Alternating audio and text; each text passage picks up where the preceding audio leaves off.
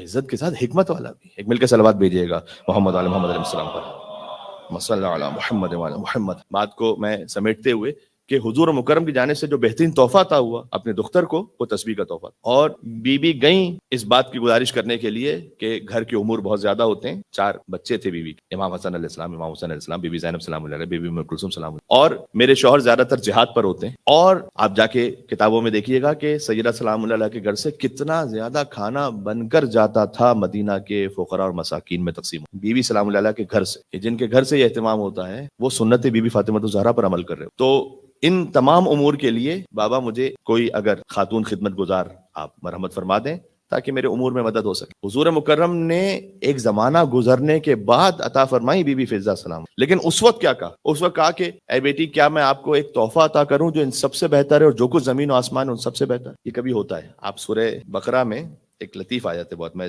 پڑھتا ہوں تو یسألونک ماذا ینفقون، سورہ بقرہ کا نمبر 215 ہے. اے رسول، یہ آپ سے پوچھتے ہیں کہ ہم کیا خرچ کریں، درہم دیں، دینار دیں، گندم دیں، چاول دیں، کیا دیں انفاق میں؟ تو اللہ کو جواب کیا دینا چاہیے تھا اس سوال کے جواب میں کہ اچھا تم یہ خرچ کرو.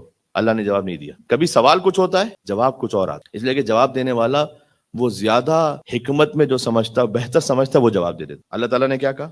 قل ما انفقتم من خیر فللوالدین والاقربین، جو بھی خرچ کرو لیکن پہلے اپنے والدین پر اور اپنے قرابت داروں پہ خرچ کرو. یہ جواب نہیں دیا کہ کیا خرچ کرو، یہ بتایا کہ کہاں خرچ. پہلے والدین، اقربین، یتیم، مسکین، اور وہ مسافر کہ جو سفر میں زیادہ راک ہو چکا ہو. یہ ترتیب بتائی اللہ نے. تو یہ نہیں بتایا کہ کیا خرچ کرو، یہ بتایا کہاں خرچ کرو. جواب تھا کیا خرچ کریں، جواب اللہ، سوال تھا کیا خرچ کریں، اللہ نے جواب دیا کہاں خرچ کرو. بیوی کا سوال تھا مجھے خدمت گزار مل جائے، رسول اللہ نے جواب دیا کہ میں آپ کو ایک تحفہ ایسا عطا کر رہا ہوں کہ جو اس خدمت گزار سے بہتر ہے، بلکہ وہ کہ جو زمین و آسمان میں سب سے بہتر ہے. یعنی کیا؟ یعنی حضور مکرم چاہتے تھے کہ خالی معاملہ بی بی فاطمہ الزہرا تک نہ رہے، بلکہ میں ایک ایسا تحفہ دے دوں جو قیامت تک جاری. ایک ایسا تحفہ عطا کیا جو قیامت تک ہر مومن کے پاس چاہیے. تو لہذا کبھی جب آپ اسٹریس میں ہو، بی بی فاطمہ سلام اللہ علیہ، ان کے لیے یہ الفاظ شائن شان نہیں ہے، میں خالی سمجھانے کے لیے کہہ رہا ہوں. انہوں نے اسی لیے خدمت گزار ایک مانگی نا کہ گھر کے امور میں مددگار ہو سکے، اس لیے کہ بہرحال انسانی وجود کا تقاضا یہ ہے کہ خستگی طاری ہو. تو کبھی آپ جب تگڑ میں ہوں، جب آپ کبھی کسی کام کے زیادہ اسٹریس، اور جب کبھی آپ کبھی ڈپریشن میں بھی ہیں، تو میں نے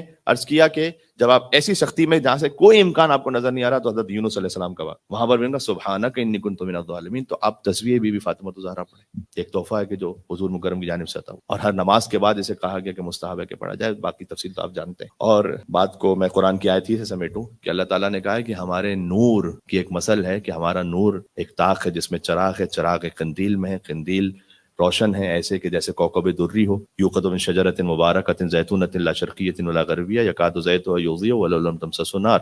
یہ ہمیشہ یہ چراغ روشنی دیتا رہے گا چاہے تم اسے روشن نہ بھی ہونے دو، کیونکہ نور علی نور، اس لیے کہ ایک نور کے اوپر دوسرا نور ہے. یہد اللہ لنورہ من یشاء، اللہ جسے چاہتا ہے اپنے نور کی ہدایت کرتا ہے. ویضرب اللہ الامثال للناس، اور اللہ انسانوں کے لیے ایسی مثالیں بیان کرتا ہے تاکہ تم سمجھو. اس کے بعد اللہ سبحانہ وتعالیٰ نے فوراً کہا یہ نور ہے کہاں پر؟ فی بیوت اذن اللہ ان ترفع ویذکر فیہا اسمہ. یہ نور ہے کچھ ایسے گھروں میں کہ جن کے ذکر کو بلند کرنے کا اللہ نے حکم دیا ہے. ان گھروں کی پہچان کیا ہے پروردگار؟ یسبح له فیہا بالغدو والآصال.